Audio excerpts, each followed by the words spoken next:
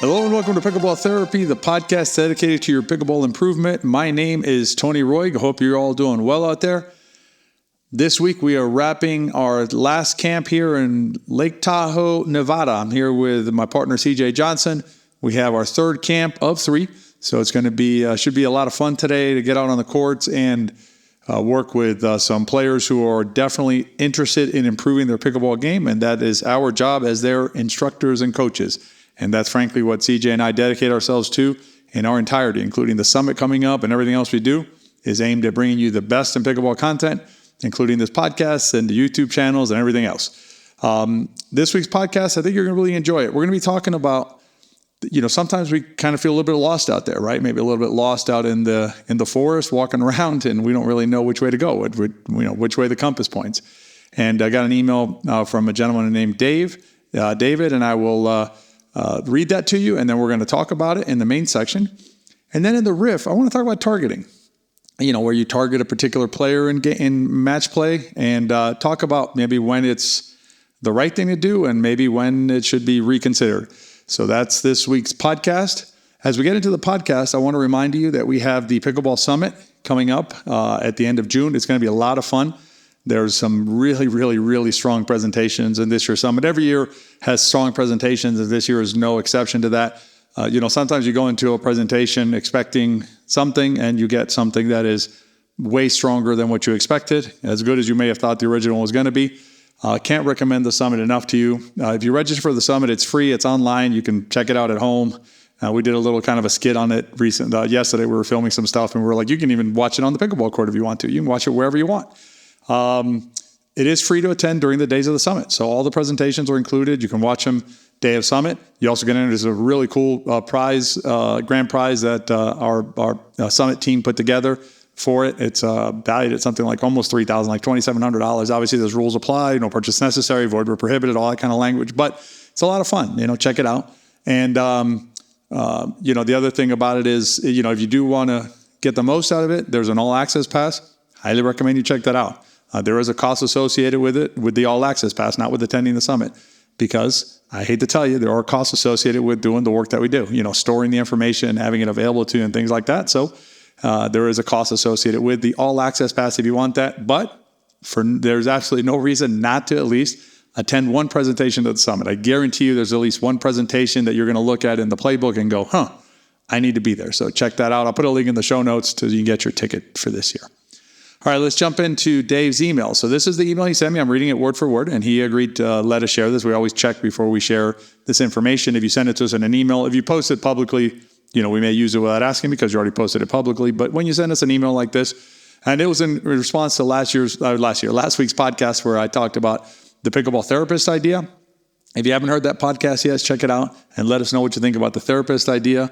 You can send us an email either at therapy@betterpickleball.com or pickleballtherapy@betterpickleball.com.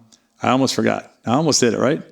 My name is Tony Roig. I'm your host for the podcast. So I'm a senior pro player and a master teacher professional. I don't think I said that earlier, and I promise you I'd say it from now on. So anyway, but Dave sent us this email, so I checked with Dave to ask him. I said, a lot of players out there probably feel this way from time to time. Do you mind if I share it? And he said, that'd be great if you want to share it, and then we're going to talk about it. So here's the email. Playing now for a year, conservatively 3.0. Struggling with where I want to go. Tell me that doesn't resonate, right? Versus where my closer friends are going. That also may resonate with you. Have not played tournaments, a bit scared. I like to win and play to win. Does that resonate with you? Again, does that resonate with you or my commentaries, right? Mostly scared of letting my partner down. I'm a nice guy on court. If a partner faults, I say positive things. In order of priorities, I'd go fun, challenge, social, exercise, competition. This is me talking. I bet a lot of you out there, that's similar to your list. It may change a little bit the order and may not have all of them or may have other things on there, but it resonates with a lot of you out there. And then he says, here's the key. So I'm very conflicted. If I go to play, the whole winning aspect gets in my head and my play suffers. Sometimes I'll sit out due to this. And that's the saddest part of this kind of story, right? Not just Dave's, anybody's story, when you're actually not playing because of this conflict that you're feeling. Then he says, I like the quote, therapy, close quote idea, because I think this may be the key to happiness in pickleball. And then he signs it, Lost Dave. So I'm going to unpack that. We're going to talk about it a little bit in terms of how to deal with it when you're feeling lost out there. And even if you're not feeling completely lost, there are times that you feel a little bit maybe like miffed or not happy with yourself and or the game you're playing. So we're going to deal with it in today's podcast. And I'll give you some suggestions on how you can maybe reframe what you're going through and perhaps feel a little differently about the way you're playing pickleball and about your relationship with the sport in general, not just each time you play, because it'll all percolate through. One of the things I thought was interesting was I asked Dave whether we could share this, and he said sure in the email, and then he said something like that he was happy he stuck with the podcast, because when he first heard the podcast he was like, all right, get to the point, but then he's happy that he stuck with it. And I'm going to tell you that's part of this, right? Sticking with the process is important. There may be times on this podcast where you might think I'm kind of droning on a little bit or rambling on a little bit. Might happen. This podcast comes from the heart, and I'm flowing with what I'm thinking as I'm chatting with you about different subjects, right? And sometimes it may seem like I'm a little bit off point, but I will generally speaking come back to the point, and I hope that you're getting something out of the podcast at the end of the day, right? So give the process a chance. Give yourself some calmness and some relaxation when you're listening to this. Get yourself in the right frame of mind when you're listening to our podcast, and it'll really help you process the information. All right, let's talk a little bit about let's dive into some things that Dave mentioned and some things that we can maybe work on to improve our relationship and not to feel lost and not to feel frustrated or confused and things like that. One of the things is the big picture item I want to leave you with on this is perspective. I want you to understand that you really have to start from a point of a different perspective than the one that perhaps you're used to. And this is not a criticism of anybody, and I've been in the same boat. I used to play tennis, and in tennis, I used to throw my racket and pick. I smashed rackets as a young player. I don't remember smashing them as an adult, but maybe I did. Somebody will reach out and say, "Hey, I remember when you smashed the racket." I guess. And paddles, I've thrown paddles. I've been pissed off. I've chucked paddles. I've cursed. I've done all sorts of things on a pickleball court, and it's perfectly normal to feel that way. And here, I'm going to give you my theory on what's happening. This is my informed but not formally educated theory on this process. What's happening to you is it's your lizard brain that's taken over. And if you think about it, it'll make sense in a second, right? This is where I may go a little bit on a tangent. You're like, lizard brain, maybe I need to sign off. But I think it'll make sense once you see how it all comes together. So, if you go back in time, right, from an evolutionary standpoint, we needed to be the ones to get the acorn or get the food, right? The fruit or the vegetable, right? And it was a contest. If we got it, we survived. If the squirrel or the other animal or the other human or whatever got the acorn or the thing that we intended to use as our sustenance, then we died, literally. We starved during the winter. And so there was a very hardwired part of our brain, reptilian brain or lizard brain, that basically is wired to help us survive. And nowadays, obviously, wherever you live, whatever, my grocery store is Publix in Florida, so that's where we go, normally. So, I can go to Publix and get anything I want to eat. I can overeat. I'm not worried about food, right? And wherever you're at, you have the same situation probably. And so that part of our brain is still there, though, but it doesn't have to fight for food anymore. So what do we replace it with? Replace it with things like pickleball, with winning a game. What happens is the game becomes more important than it probably should be. And listen, I'm not trying to suggest to you that pickleball is not important. I want it to be important to you. Billie Jean King said that the fact that you feel pressure means you care, right? So when she was playing, she embraced the pressure because she said, you know what? That pressure means that I care about what I'm doing. And that's perfectly fine.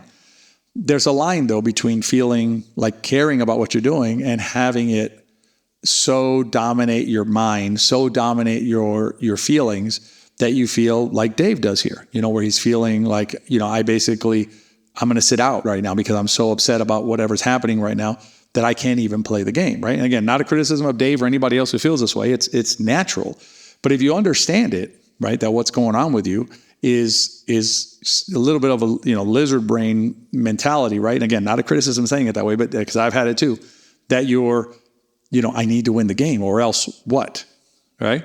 And so you start filling that in with maybe a more positive way of looking at it. And I'm going to give you a couple of different ways of processing it more positively in a second.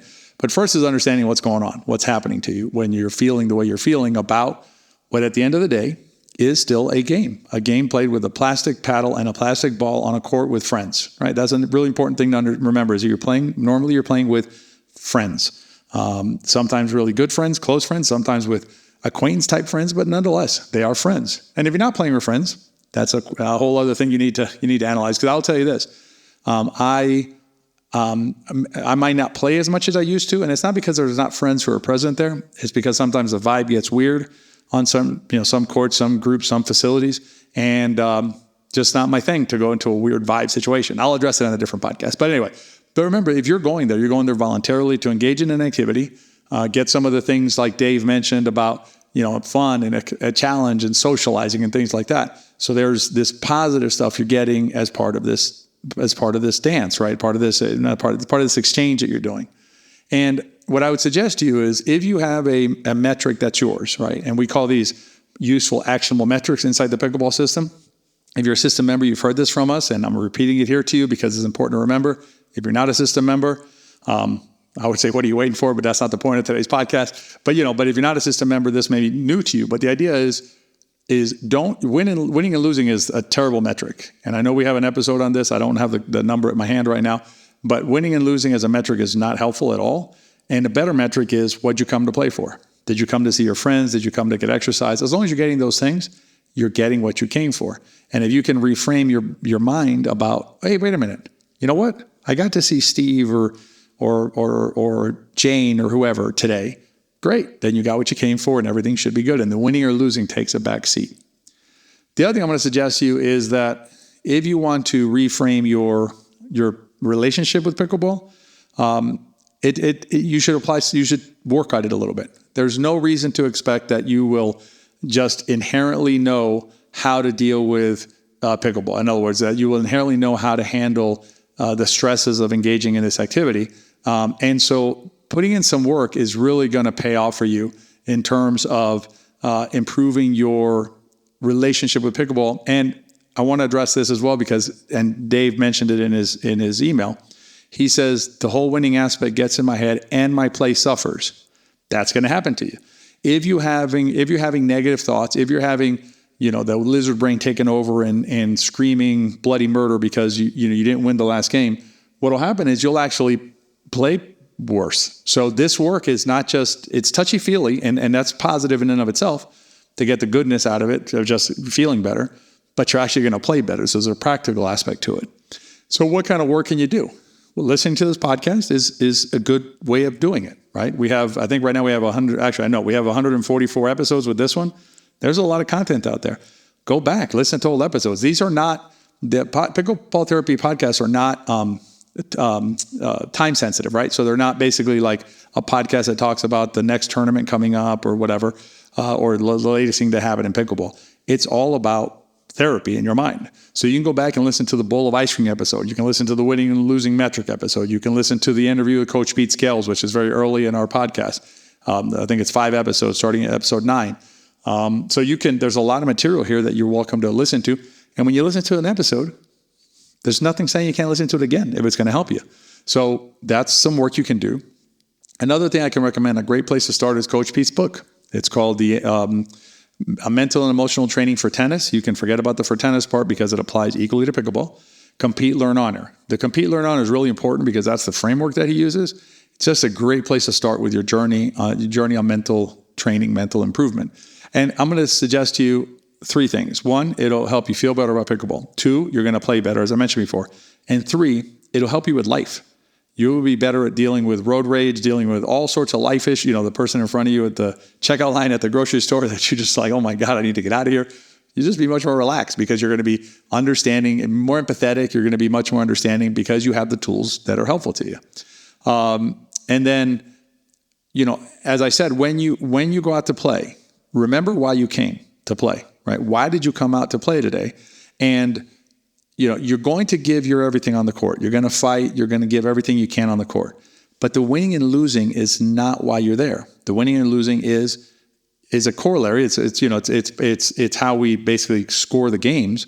But you came there to do something else: socialize, have fun, get exercise, whatever it is. And the other thing I want you to remember is, and this is part reading Coach Pete's book will help you with this as well, is that when you're out there giving your all, there are your partner hopefully as well, but there's definitely two players on the other side that are doing what? They're giving their all as well, right? And what you want to learn to do is you want to learn to celebrate not just your victories, celebrate their victories as well. And I'm going to give you a word of the week. And this was a great suggestion by a fellow therapist, Kay. Really appreciate it, Kay. And her suggestion was, you know what if you gave us a word of the week? And I was like, that's a really good idea. So I started thinking about this week's podcast and what we're talking about with Dave. And a word that can really help you when you're out there is celebrate. And what I mean by that is I'm gonna give you the little pieces of it. So it's celebrate that you get to play pickleball. Celebrate your great shots and your victories. Celebrate those of your friends as well, meaning celebrate their great shots and their victories. So celebrate the good things that happen on the court, whether you did them or your friends did them out on the pickleball court. And at the end of this, what you're going to do is celebrate your continuing growth as a player. Now, I know that doesn't answer everything. There's no salve. There's no, silver bullet that I can give Dave or anybody listening to get you back on track, right? To get you unlost, if you will. But what I can do is give you some indications on things that you can do little by little to strengthen your conscious self when you're out there and to understand your subconscious lizard brain and how it's operating in there, and to move away from feeling so bad when you get an L, because if you start celebrating, you're going to celebrate everything that happens, including that great comeback victory by your friends who happen to be your opponents in that particular game. So hopefully that helps you, Dave, and everybody else listening about, when you're lost, how to find your way again. Keep working at it, and it's a process. Don't forget that, and it'll definitely, it's definitely something to keep working on and keep going. In the Riff, I want to talk about targeting. We're going to talk about targeting, which is, pretty common. Sometimes it's perfectly fine, as you'll see. Sometimes probably not the best idea in the world to be doing. Before we do that, I wanted to let you know that if you're listening to this anytime near its issue, near its publication, we are going to be having a workshop at towards the end of July. It's the third week in July. The 20th comes to mind, although don't quote me on that one, but it's somewhere around there. If you're on our email list, you'll get an email about it, or more than one email about it. But basically, it's a workshop to help you understand the soft game, understand how you can really elevate your pickleball by using the soft game. And I'll suggest to you that without the soft game, very, very, very difficult to continue to advance as a player. I learned that lesson. Jill and I learned that lesson early on in our careers, or fairly early on in our careers. And check that out. And then you'll also have an opportunity to join us for our next system class, if that's something you've been wanting to do. I'm going to say this probably 1,000 times between now and then. There's simply no obstacle to you joining a class other than a decision by you that you don't want to, because we make it that simple for you to join the class. All right, let's talk about target. So I'll link below to how you can join our email list if you're not on it already. Anyway, so let's talk about targeting. So I'm going to give you a hypothetical, and then we'll work through it and see what happens. So let's assume that your club, primarily your play at your club is, let's say, 3-5, 3-0 to 3-5, okay, which is pretty average, pretty normal. Pretty normal club is 3-0, 3-5, and that's fine. That's great. That's good play. 3-0, 3-5 play out there. And a friend of one of the players comes to visit town, and this player happens to be a very good 4.0 player, right? Not quite 4-5, but solid 4.0 player, right? And that player maybe plays a game that's a little bit different than the play that you're used to at your club. So you go out to, you're going to go out to play, and let's say that there's a 3-0, 2 3-5s, and a 4-0. So maybe the natural thing would be to put the 4-0 together with the 3-0 and the 2 3-5s. And let's say the 2 3-5s are very solid 3-5s, and 3-0 is a decent 3-0. 4-0, 3-0, 2 3-5s, right? That's what you have playing. So the question that arises is, where should the 3-5s, where should the 3-5s hit their shots if they want to win the game? I mean, the answer should be pretty simple, right? They hit all their shots to the 3.0 player. If the 3-5s want to win that game, if that's their objective, then what they should do clearly is hit all of their shots to the 3.0 player. Now, that makes absolute sense if you're in a tournament setting. However, in this case, I'm going to suggest that if you're thinking about the bigger picture, there's a different answer to the question. Because here's the question I would ask you.